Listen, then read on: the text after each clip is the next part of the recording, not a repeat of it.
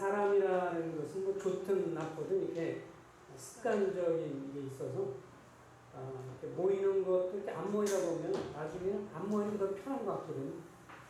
그래서 자꾸 이렇게 길들어질 수 있게 해서 좋은 쪽으로 길들어질 수 있고 안 좋은 쪽으로 길들어질 수 있는데 그래서 좀 힘들수록 여러 가지 상황은 그럴지라도 그래도 모이기가 힘써야 하는 상황이라고 생각이 됩니다.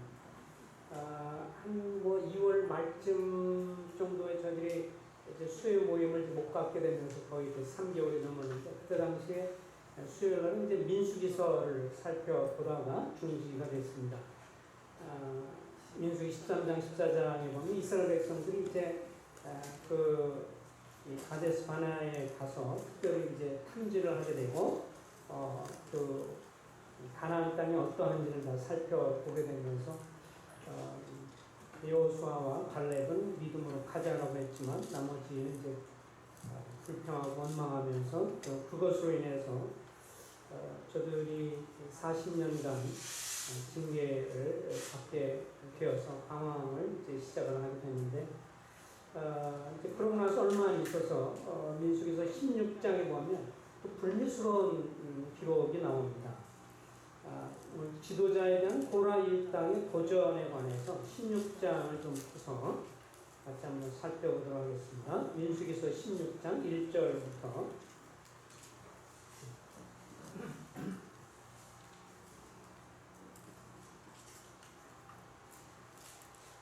1절부터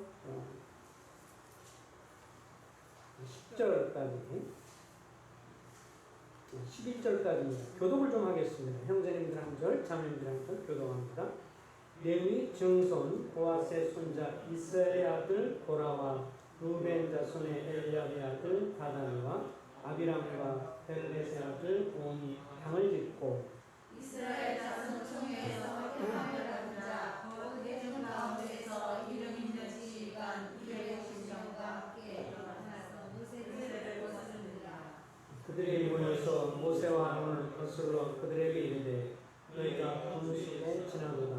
회중이나 각각 거룩하고 여호와께서 그들 중에 계시거니 너희가 어찌하여 여호와의 총명에 스스로 높이느냐.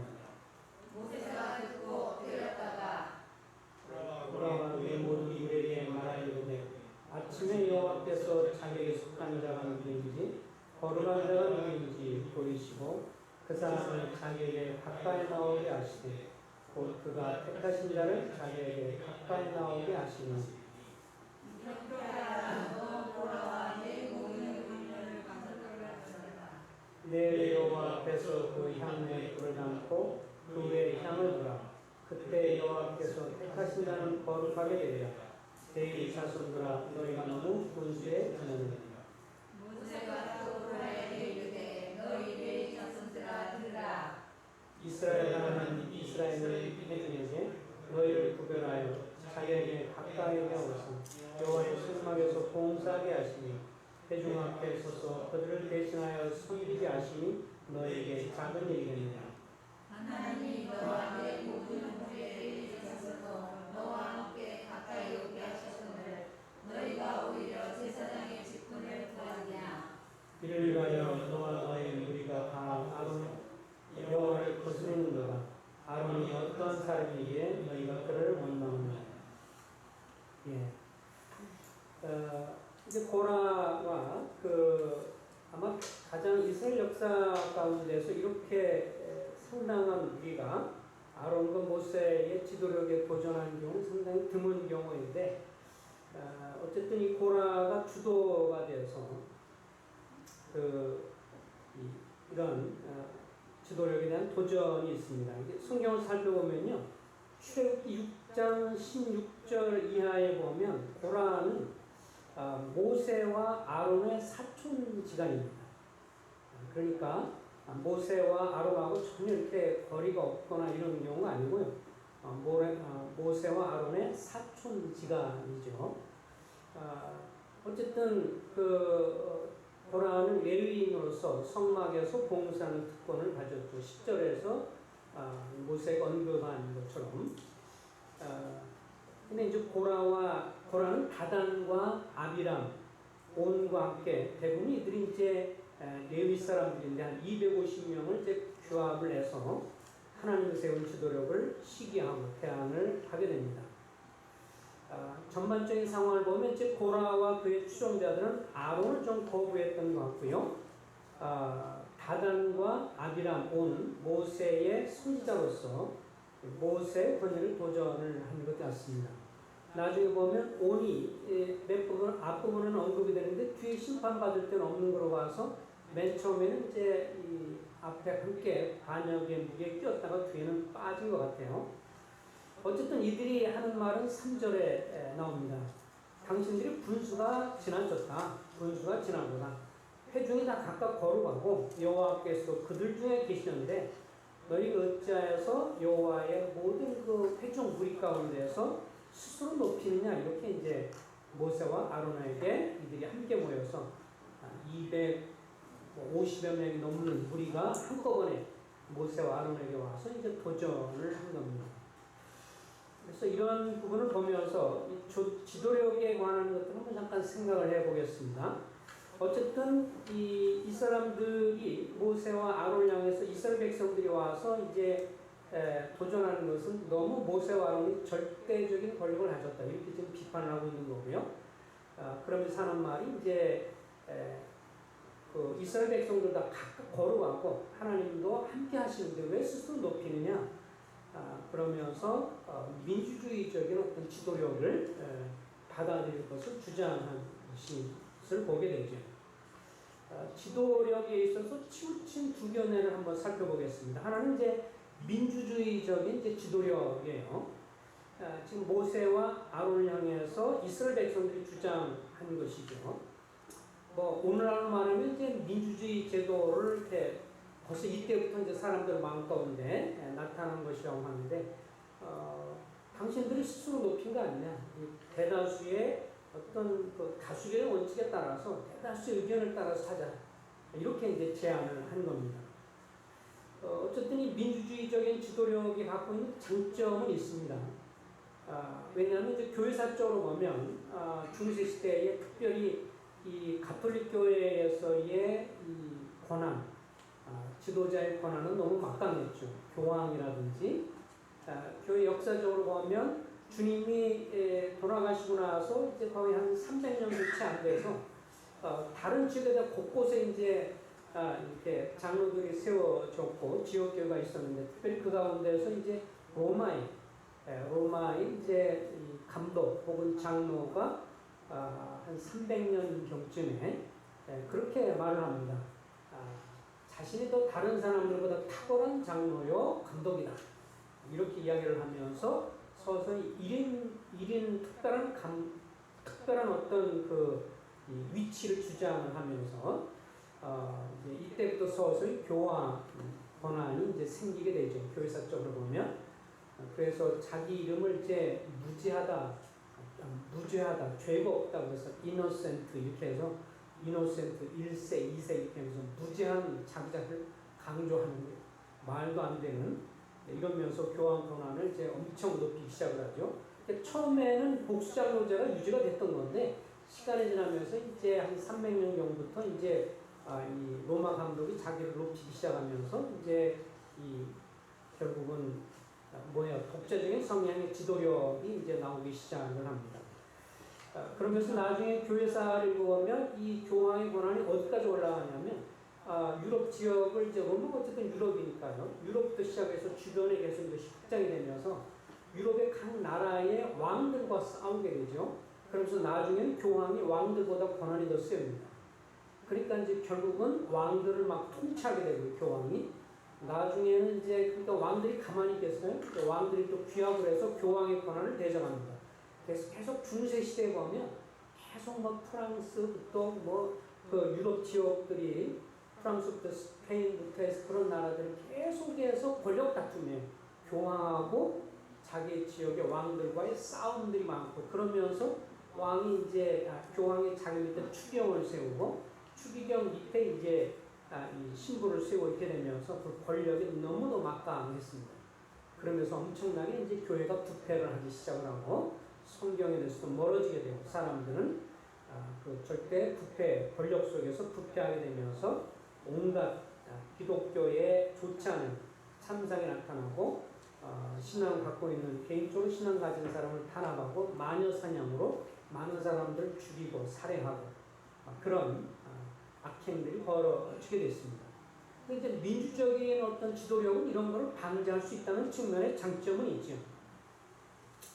그렇지만 이 민주주의적인 지도력의 단점도 분명히 있습니다. 그건 뭐냐면 1차적으로 세상에서는 그렇다 할지라도 민주적인 것이 이제 더 세상 정도는 합당하다고 생각이 되지만 이 교회 안에서도 이 민주주의적인 지도력이 갖고 있는 단점이 뭐냐면 때로는 하나님의 뜻을 묻지 않고도 전체의 하나님의 뜻이 뭔지 하는 것은 전혀 알지 못하면서 그냥 회중들이 투표를 해가지고 더 많은 지지를 받는 사람, 때로는 인기 투표가 될 수도 있겠는데 그런 사람에 의해서 이제 세워지게 된다는 측면에서 그리고 또 교회의 방향이라든지 이런 것들이 결국은 하나님이 무엇을 원하는지에 대해서 또 하나님께서 세우신 사람이 누구인지 그래서 일반적으로 보면 일반적으로 성령에서 하나님의 사람 부르실 때 보면 먼저는 그 각 개인을 향해 성령께서 강한 부담과 말씀으로 부담을 주시고요. 그럼 그것에 대해서 하나님이 그를 부르셨다고 하는 것에 대한 확증으로 다른 성도들도 그의 삶을 보고 그의 은사와 삶을 보면서 합당하게 인정하고 존경해서 하나님이 먼저 부르고 성도들이 인정해서 결국 세워지는 것이 이제 정상인데 민주주의적인 어떤 그런 것을 너무 강조하다 보면 하나님의 뜻이 어디 있느냐 이거는 이제 제껴두고 그냥 사람들 사이에서 인기 있는 사람을 투표하는 식으로 돼서 교회 방향 이런 것들이 설정될 수 있는 위험성도 있는 것이 이 민주주의적인 어떤 지도력의 단점입니다. 반대로 이제 독재적인 성향의 지도력 지금 아까 가톨릭 교회의 상황도 봤지만 다른 성도의 전반적인 의견을 무시하고 개인이 세운 어떤 강력한 권위로 회중을 좌지우지하는 지도력을 말합니다. 그래서 이 독재적인 성향의 지도력이 갖고 있는 장점은 뭐냐면 일추진이 끝내주죠.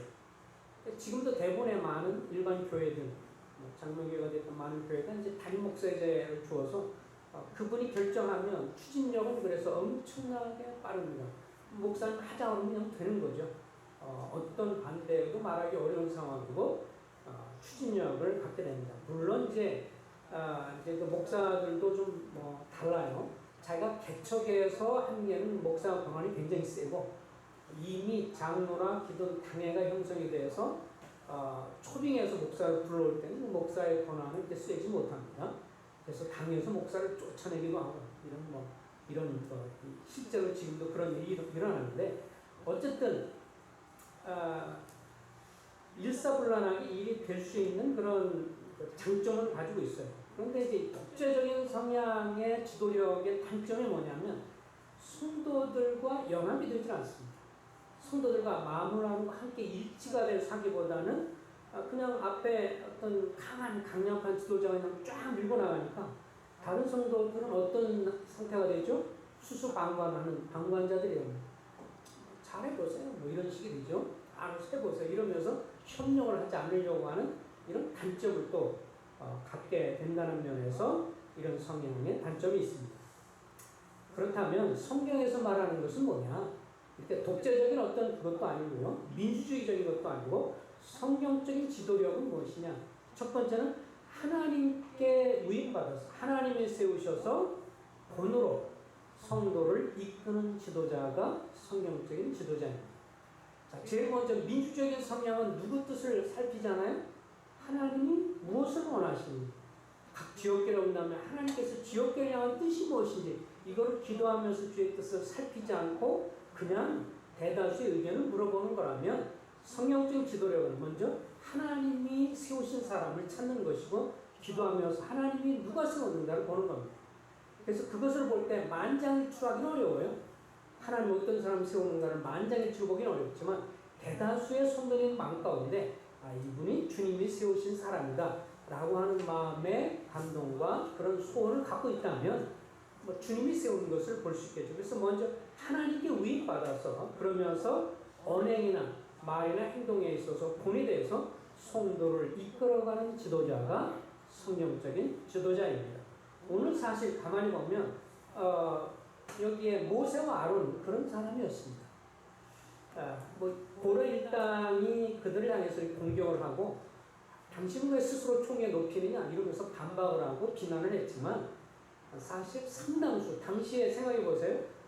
성경에 보면 그 아이들과 부인을 빼놓고 어른들만 60만이기 때문에 사실 거의 200만이라고 추정도 하거든요. 그러니까 상당수의 대다수의 분들은 많은 그 이스라엘 백성들은 모세와 아론의 지도력을 따랐던 것인데 이 중에 고라 일당들과 250여 명 그 정도의 레위인들 중심으로 해서 이제 공격이 있었던 것을 보게 되는데 여기서 몇몇 가지 하나님께 위임받아서 본으로 섬기는 모세와 아론의 지도력을 통해서 성경적인 지도력의 특징을 한번 살펴보겠습니다. 먼저 5절입니다. 먼저 5절을 보면 이렇게 대들고 이들이 공격해 오니까 4절입니다. 모세가 듣고 엎드렸다가 고라와 그의 모든 무리에게 말하이르되 아침에 여호와께서 자기에게 속한 자가 누구인지 거룩한 자가 누구인지 보이시고 그 사람을 자기에게로 가까이 나오게 하시되 그가 택하신 자를 자기에게 가까이 나오게 하시리니 첫 번째 결국은 모세가 뭘 확신했냐면 모세 아론도 하나님이 세웠다는 확신을 가지고 있었어요. 그러니까 성경적 지도력은 먼저 하나님이 세운 사람입니다. 그래서 이 하나님께서 먼저 세웠다고 하는 것을 이 모세와 아론은 확신하고 있었고 또 이것을 백성들 앞에서 주님이 드러내 주기를 바랬던 것을 보게 되어지죠. 그래서 이 주님을 섬기는 것에 관해서 주님을 교회 가운데서 지도력으로 섬기는 일에 있어서 1차적으로 주님이 먼저 세우신다라고 하는 것은 성경적인 것입니다. 그 다음에 성경적인 지도자의 두 번째 특징이 보면 여기 보면 그 4절에 나오는데 인도자는 자기 의견보다는 하나님의 뜻을 더 묻는 사람입니다. 4절에 이 백성들이 와서 막 분수에 지나다 그러면서 여호와께서 우리와 함께하고 거룩한데 왜 높이느냐라고 했을 때 4절에 보면 모세가 듣고 뭐 했다고 그랬어요? 4절? 성경에 보니까 엎드렸다고 그랬어요. 엎드려서 기도했다는 얘기죠. 그들하고 막 싹 목소리 높여서 당신들 내가 누군 줄 알아? 뭐 이렇게 싸우는 게 아니고 하나님께 엎드려서 하나님 앞에 하나님의 뜻을 물으면서 주님이 이 문제를 해결해 달라고 주님 앞에 엎드리는 지도자가 성경적인 지도자의 면모인 것을 보게 됩니다. 여기에 이런 상황에서 참 우리라면 당황스러운 입장인데 정면으로 와서 하나님이 세우는데 당신이 높이냐 그러고 막 따지면 30명도 아니고 250명이 때를 띄어서 막 몰려왔다면 얼마나 당황스럽겠어요. 여기서 모세, 아론도 마찬가지겠지만 엎드려서 주님의 뜻과 의견을 물으면서 이 문제를 해결해달라고 간구를 합니다. 또 성경적인 지도자, 성경적인 인도자의 특징은 6절과 7절에 나오지만 회중들을 향해서 하나님 백성들을 향해서 인격적으로 존중하면서 설득을 합니다. 6절, 7절에 지금 나온 게 그거죠. 이렇게 하라. 너 고라와 내 모든 무리는 향로를 가져다가 7절에 내 여호와 앞에서 그 향로에 불을 담고 그 위에 향을 두라. 그때 여호와께 택하신 자는 거룩하게 되리라. 내 윗사람들아 너희가 너는 분수에 지나쳤느니라. 그러니까 여기에서 모세와 아론이 막 화가 나서 어떻게 보면 요한처럼 하나님의 이들에게 불을 내려서 심판해 주십시오. 이렇게 하지 않았어요. 열불이 나서 그러지 않고 저들한테 인격적으로 대하면서 그러면 좋다. 여러분들이 이렇게 생각할 때 우리 스스로 이렇게 권위를 세웠다고 이렇게 생각한다면 내일 함께 여러분들이 향로를 가지고 나와. 그래서 하나님 앞에서 하나님이 판단하시도록 하자. 사실 향단에서 피우는 이 향은 누가 할 수 있냐면 제사장만이 할 수 있습니다. 그렇죠? 성막에 들어가서 거기 보면 뭐예요? 성막으로 들어가자마자 성소에 뭐가 있었어요? 불빛을 비춰주는 오래 그러니까 다시 또 잊어버리고 성막에 들어가면 뭐가 있어요? 껌껌한 그런 성막 안에 빛을 비춰주는 뭐가 있어요? 등잔 있잖아요, 그죠? 그래서 등잔대가 빛을 비추고 있고 건너편에는 떡상이 있고 그 다음에 지성소 안에 들어가기 바로 전에 뭐가 있어요? 향단이 있습니다. 거기서 분향을 피우는 것이었죠. 이것은 누가 말할 수 있냐면 레위인도 할 수 있는 게 아니고요. 레위인 중에서 특별히 어쨌든 아론과 그의 자식들 후손인 이 제사장 가문들만이 할 수 있는 것이었어요. 그런데 이제 이들이 하는 말이 우리가 하나님보다 똑같다. 다 똑같고 그런데 뭐가 문제냐 이렇게 말하면서 그랬을 때 향로를 다 가져와 보라고 그랬죠. 그랬을 때 이제 나중에 보면 이들이 제사장이 아닌 사람이 그것을 하려고 할 때 거기서 불이 나와서 나중에 이 레위 사람들 250명이 이제 심판을 받게 되는 것을 볼 수 있습니다. 근데 어쨌든 이 모세는 인도자로서 훌륭한 성품이 이미 있다는 것을 지난번에 우리가 살펴봤습니다. 출애굽기 12장에 보면 거기에 그 누나인 미리암이 어쨌든 모세가 흑인 동의 구스 여인과 결혼하게 되었을 때 그것을 갖고 따지고 문제를 삼았을 때 거기에 보면 출애굽기 12장 3절에 보면 모세는 온유함이 또 다른 곳에 보면 겸손함이 지면의 모든 사람보다 더했다라고 말해서 자기를 공경하는 사람들에 대해서 막부터 싸우지 않았고요. 자음년에 주님 앞에 기도하면서 주님이 그 문제를 해결해 주기를 바라고 또 가난한 저들 앞에 설득하고 얘기를 해서 그 문제를 풀어가는 방향으로 했던 것을 볼 수가 있습니다. 그런데 모세도 인간이잖아요. 자기에게 대적하는 사람을 향해서 15절에 보면 이렇게 말을 합니다. 모세가 심히 노하여 여호와께 여짜오되 주는 그들의 헌물을 바라보지 마옵소서. 나는 그들의 낙에 한 마리도 빼앗지 아니하였고 그들 중에 한 사람도 해하지 아니하였나요. 이 모세가 사람이라서 그의 연약함을 보여주지만 하나님이 이제 다윗이 한 시편 고백에도 이런 게 많이 나오지만 사람들 앞에서 막 쏟아서 싸우고 난리치고 하진 않았어요. 모세와 아론이 자기를 대적한 사람을 향해서.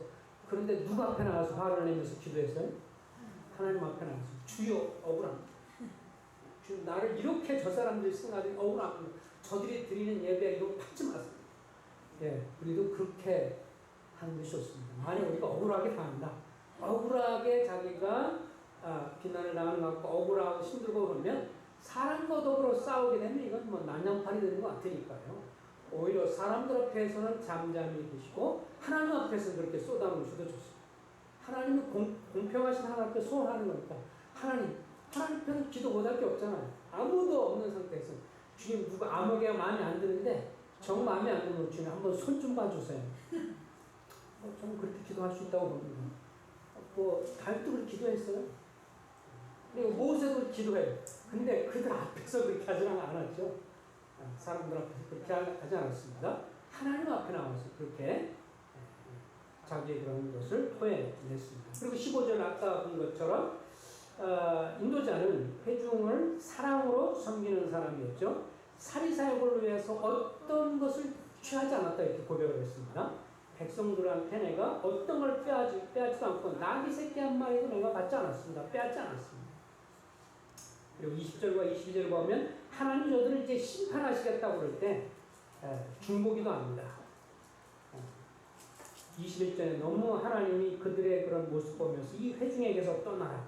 내가 순식간에 그들을 멸하노라. 21절 그러니까 두 사람이 엎드려 이르되 하나님의 모든 육체의 생명의 하나님이여 한 사람의 범죄였건을 온 회중에게 침노하시나이까.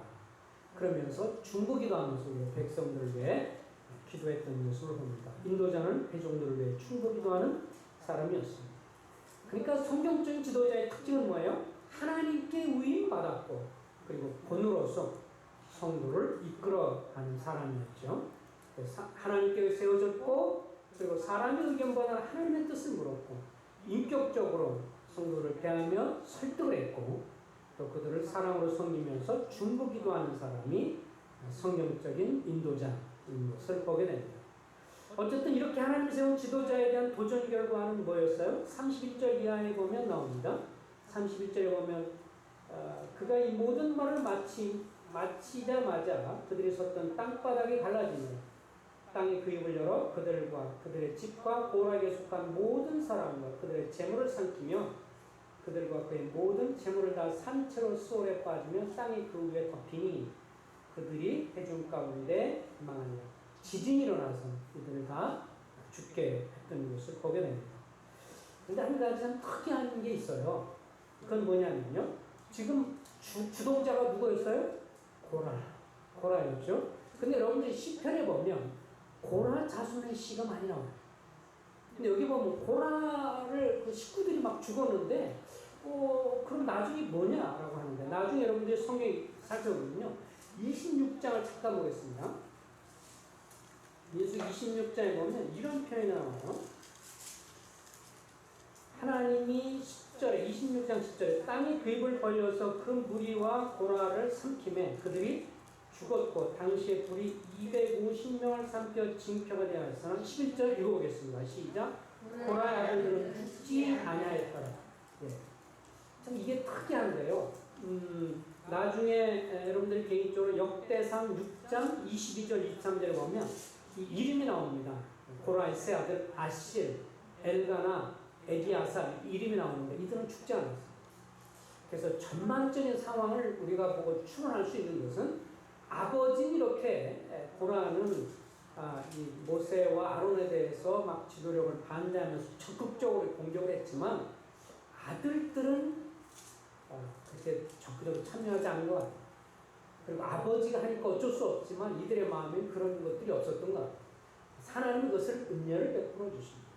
그래서 이 세 아들은 죽지 않았고요. 이 세 아들이 계속 자손들이 나오게 되면서 나중에 보면 470년 이후에 지금 이렇게 나서 470년 정도 지난 다음에 다윗 시대에 보면 고라 자손들은요. 성막에서 성전에서 출입문을 지키고 하나님을 찬송하는 찬양대의 순봉장들이 됩니다. 그래서 이들이 지은 시가 성경에 많이 나와요. 시편 42편, 44편부터 49편까지 84, 85, 97, 98, 98 이렇게 해서 여러분들이 성경에 보면 고라 자손의 이렇게 노래라고 하는 게 계속 많이 나오죠. 어떻게 보면 자기 아버지는 하나님의 권위를 하나님이 세운 권위를 대적하면서 징벌을 받아서 결국은 어떻게 보면 징벌 받은 불명예스러운 후손이었지만 하나님의 긍휼과 자비가 드러나서 결국 이들은 죽지 않고 나중에는 하나님을 찬송하고 백성들 앞에서 하나님을 찬송하는 순봉대에 서게 되는 걸 보면 하나님의 정말 전적인 은혜인 것을 보게 되고 아버지는 그렇게 했다 할지라도 자손을 하나님이 지켜주시고 인도했다는 것을 보게 됩니다. 그러면서 이제 마무리 지으면서 하나 이제 마무리 생각해 것은 우리가 이런 걸 통해서 지도력에 대해서 어떻게 생각할 것인가. 교회 인도자들, 교회에서 성도님을 돕고 섬기는 인도자들과 성도들 아름다운 동역과 연합을 위해서 힘을 써야 합니다. 교회 인도자들 편에서는 이제 성도들에게 가급적 말과 행동에 있어서 본이 되고 그러면서 성도님들한테 부당한 어떤 짐이나 부당한 짐 이런 것을 주지 않으려고 애를 써야 하고 인도자들 입장에서는 성도님 입장에서는 인도자들을 존중하고 기꺼이 따르려고 힘써야 합니다. 이 상대방의 것을 다 주장하면 어려워지는 거죠. 저 인도자 편에서는 자극적인 성도님들을 섬기고 사랑으로 섬기면서 어떤 부당한 어떤 짐을 지우고 어떤 것을 이렇게 압력을 가거나 그렇게 하려고 애를 써야 하고 성도님들 편에서는 우선 인도자에서 가급적이면 순종하고 섬기고 존중하려고 애를 쓰는 이것이 서로 아름다운 동역의 모습이 그럴 때 그런 교회가 복을 받고 하나님이 역사해 주셔서 놀랍기라는 것을 보게 되어집니다. 여기까지 하겠습니다. 아무래도 좀 그룹으로 지금 이렇게 교제하기도 하는 게 좀 부담스러우실 수 있는 분들이 있을 것 같아서 그냥 이제 뭐 언제까지는 모르지만 약간에 걸쳐서 좀 이렇게 상황을 지켜보면서 그냥 전반적으로 여기 계시는 형님들이 대표를 좀 몇 분 기도하시고 마무리하면 좋겠다 생각이 좀 들어서 기도 제목을 좀 잠깐 생각해 보겠습니다. 먼저는 이제 어쨌든 한 3개월 이상 코로나 재앙으로 지금 참석하지 못한 노성들들 계시죠? 이정순 모친, 화춘희 모친, 김금래 모친 등 이분들이 신체적인 어떤 건강뿐만 아니라 영적으로도 모임 생활을 전혀 못 하셔서 좀 우리 기도가 좀 기도의 후원이 좀 필요한 것 같습니다. 그리고 이제 또 교회 안에서 합당한 청년들이 신앙을 지키고 또 좋은 배우자를 만날 수 있도록 위해서 기도해 주시기를 바라고, 그리고 사실 6월 5일날 제가 이제 이수연 자매님이 알고 있는 사람과 연관해서 정미선 씨라고 구도자를 만나서 1차 부분 상담을 했는데 굉장히 반응이 좋았어요. 옛날에 교회 생활했던. 그래서 이제 또 2차로 만나서 저 센트리엄 돔인가요? 저쪽 센트럴돔 맞죠? 좀 상가 죽었다고 그러는데 거기에 이제 입주한 분인데 그래서 반응이 좋아서 이거 이제 뭐 그다음에 계속 몇 번 만나면 뭐 역사가 있을 것 같은 느낌이 들었는데 아니나 다를까 사단이 또 금방 역사를 해가지고 이 양반이 남편한테 저의 성인 공부를 얘기했나 봐요. 좋아서 얘기했죠. 자기 되게 좋다고 그러더라고요. 그랬더니 이제 남편이 이제 뭐라고 또 브레이크를 걸고 지금 시기에 뭐 어쩌고 저쩌고 뭐 또 신천지도 어쩌고 그러니까 그래가지고 이제 원래 만나려 했는데 이게 이제 미뤄지면서 그런데 이순자한테 연락해 보니까 뭔가 이렇게 남편한테 말 들어가지고 주저주저하는 것 같다고 정미선 씨라고 좀 기도해 주시기 바랍니다. 이 양반 좀 몇 번 만나면 신령이 좋은 구도자라서 감사가 됐는데 금방 또 브레이크가 잡아져가지고 정미선 씨 그리고 이정순, 준이, 김근혜 모친이 이런 분들에서 먼저 좀 홍중에서 한 분 좀 기도해 주시기 바랍니다.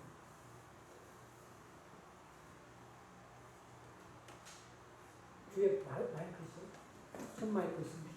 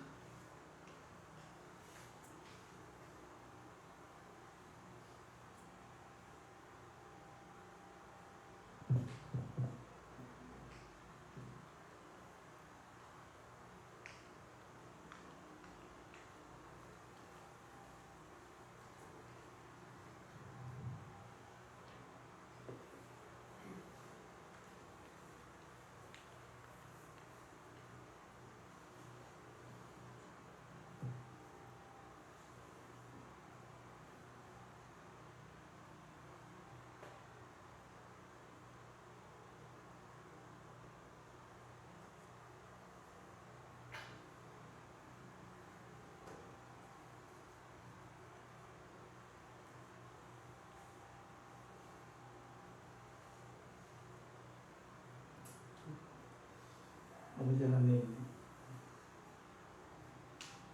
오랫동안 수요일을 같이 못하다가 오늘 이렇게 함께 모시는 시간을 주신 데 감사를 드립니다. 언제까지인지 모르지만은 우리의 뜻이 어디 있는지 저희들이 분별하게 됩니다. 아니 이럴 때에 열심을 내고 모이기 힘쓰는 자들이 될 수 있도록 인도해 주시기를 원합니다.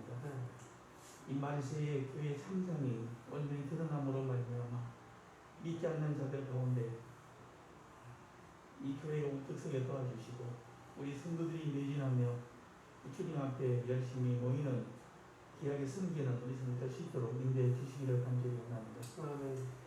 오랫동안 우리 참석지 못하는 우리 자매님들 기억하는 육신의 건강도 중요하지만 무엇보다도 그들에게 영적으로 참 건강을 지켜주시고 또한 서로 말씀을 먹을 수 있도록 인도해 주시고 또 아름다운 교제 가운데서 그들이 온전한 신앙을 할 수 있도록 인도해 주시기를 간절히 원합니다. 그럼 이순 자매님 기대 부탁대로 정미선 그분과 또 다른 분들 위해서 간구를 드립니다. 함께 우리 기도하게 도와주시고 도움이 그들 가운데 우리 내릴 수 있도록 인도해 주시어서 그가 주님 앞에 구원될 수 있도록 인도해 주시기를 간절히 원합니다. 아버지는 또한 우리 각 가정에 필요를 아시는 주님을 채워주시고 열심으로 저를 섬기시는 마음을 갖게 해주시고 마지막 때에 저희들이 무엇을 해야 할 것인가를 깨달아 알 수 있도록 인도해 주시기를 간절히 원합니다. 주일학교도 함께 모였던 시간을 가까이 인도해 주시고 또 우리 학생들 가운데서도 우리 고 3학년 학생이 있습니다. 우리 성민이한테 처리해서 강조를 드리는데 아버지는 이들이 이제 대학 진학을 앞두고 있사오니 마지막으로 열심히 잘 준비할 수 있게 인도해 주셔서 원하는 대학에 들어갈 수 있도록 인도해 주시고 또 이들의 활동이 거듭날 수 있도록 도우시기를 간절히 원합니다. 아버지는 우리 청년 가운데서 우리 김동환이 김담비 아버지는 우혜영 이혜지 이재혁 이 형제 청년 형제들이 위해서 강조를 드립니다. 이들이 온전한 믿음을 지키게 도와주시고 또한 결혼 정년에 있는 우리 형제들 기억해 주시되 시간에서 아름 가정이 이룰 수 있도록 도와주시고 믿지 않는 자와 몸이를 같이 하는 일이 얼마나 잘못된 것이라는 것을 깨달아 알게 해주시어서 시간에서 각정한 이런 가정을 이룰 수 있도록 인도해 주시기를 간절히 원합니다. 아버지 또 모임에 투자자들을 위해서 강구를 드립니다. 이런 분들이 제대로 오랫동안 연결되었고 또한 위해서 많이 기도를 했습니다. 이제 그들 마음을 헤아려 주시고 이런 마음 투자자분들이 하소기 거듭날 수 있도록 인도해 주시기를 간절히 원합니다. 오늘 저희들의 귀한 시간 허락하시고 이렇게 공부할 수 있는 시간을 주시네 감사를 드리올 때에 주 예수 이름으로 감사하며 기도드립니다. 네, 또 기도 제목 하나 좀 제가 말씀하고 좀 기도하겠습니다. 내일 이제 열린문 선교원의 이사회 참석하기로 제가 서울 사무실 올라가게 되는데 최근에 이제 열린문 선교원의 그러니까 사단법인을 지금 추진을 좀 하고 있습니다. 그렇게 하는 이유가 뭐냐면 그동안 이제 이 열린길 선교본회가 한국 국립교회 선교단체로서 한독선이라고 말하는데 거기에 소속으로 이제 속해 있어서 해외에 나가 있는 선교사들이 비자를 받거나 그 다음에 그들이 뭐 선교사 증명서라든지 이런 데서 법적인 보호를 받는데 각 지역교회가 그냥 이렇게 보증하면 외국에서 잘 인정 안 해주거든요. 근데 법적인 한국의 단체에 속해 있다고 그러면 이제 인정해주고 문제가 되지 않습니다. 쉽게 되죠. 근데 그래서 이제 한국 독립교회연합에 속해 있었는데, 그리고 지역교회에서는 이제 선교기를 이렇게, 열린길 선교 후원회로 보내서 옛날 열린문인데 이 사람들이 10일 벌어가지고 열린문을 쓸 수 없어서 지금 열린길로 바뀌었습니다. 다른 청소년 단체가 먼저, 뭐라 그러죠? 먼저 자기들이 이렇게 쓰지 못하게 자기들이 이걸 이미 신청을 해놔서 우리가 이제 더 이상 열린문을 쓸 수 없어서 열린 길로 바뀌었습니다. 어쨌든 지역교회는 선교 후원비를 이제 이렇게 보내게 되니까 그것들에서 이제 성도님들이 연말정산할 때 자기가 이거를 좀 쓰겠다고 해서 요청을 하면 이제 열린길 사무실에서 이제 이걸 해줬거든요. 근데 이 한국 독립교회 선교단체 연합회에서 이제 문제를 걸었습니다. 그럼 자기들의 권한인데 왜 월권을 하느냐. 그러니까 자기들이 그걸 해줘야 되는데 왜 당신들의 회원교회로 속해 있는 회원단체인데 거기서 이걸 해줬냐. 월권이라고 그러면서 올 초에 강제로 열린길 선교 후원을 탈퇴시켜버렸어요. 자기들 회의해가지고 목사들이 쫓아내버렸어요. 그러니까 지금 이제 연말정산하는 것도 이제 불가능하게 됐고 특별히 선교사들의 보호가 좀 어렵게 됐습니다. 비자 없고 이런 데 좀 굉장히 어려워서. 그래서 이제 열린길 선교원의 이사회를 중심으로 해서 저희들이 임원들 중심으로 해서 이 전문인 선교사 육성, 해외 선교 사업 활성화, 선교지 발간 등등 취지로 해서 사단법인 한국 기독교회 선교회라고 하는 것을 서울시에 지금 신청을 해놨습니다. 지난 2월 달에 안성 디모대학교에서 2월 말에 이제 회의를 갖고 특별히 이제 이 선교사를 파송한 지역교회들 장로들을 오게 하고 선교사들에게 직접적으로 직격탄이 맞은 문제이기 때문에 그래서 오게 하고 또 서울 북부교회에 같이 연구하는 데서 같이 형제님들 같이 모이고 이렇게 해서 지난번에 회의를 받고 이것을 회의를 진행하면서 그동안 이제 어쨌든 뭐 경력증명서, 임감증명서 저는 이제 특별히 임원이기 때문에 계속 이런 걸 이제 보내주고 뭐 그 자료들에서 다 지금 올라갔거든요. 그래서 시간을 좀 많이 끌게 됐는데 이제 요 사단법인 추진하는 게 지금 굉장히 어려운 게 신천지가 이게 걸렸잖아요. 그래서 신천지 관계된 사단법인을 취소했어요. 박원순 시장이. 이러면서 이제 더 까다로워진 거예요. 시기적으로 이게. 그러니까 참 우리는 이제 굉장히 어려운 상황이라서 어쨌든 주님 바라고 믿음으로 주님이 이게 꼭 필요하고 선교사들의 권익보호와 앞으로 사용할 수 있도록 도와주는 입장이고 특별히 비자 얻을 때 꼭 필요한 그런 문제가 있기 때문에 그래서 이제 추진을 하고 있는 건데 하나님이 어쨌든 주님 은혜를 주셨어요. 그래서 이 관계자들이 서울 북부교회에도 지금 가서 방문하고 실사도 했고 또 계속 관계자들이 전화를 하고 확인도 하고 이것이 사실인지 또 이렇게 계속해서 또 사이비 단체는 아닌지 뭐 등등 계속해서 지금 이렇게 조사하고 막 이러면서 그런 과정 속에서 어쨌든 서울시의 종목과 담당자는 우리를 인정하게 됐습니다. 유은혜 씨라고 이 양반이 인정해서 이제 이 양반들이 건전하고 좋다. 그래서 이분을 인정해가지고 이 사람이 누구한테 이제 올리냐면 과장한테 올린데 과장이 최종 결정자랍니다.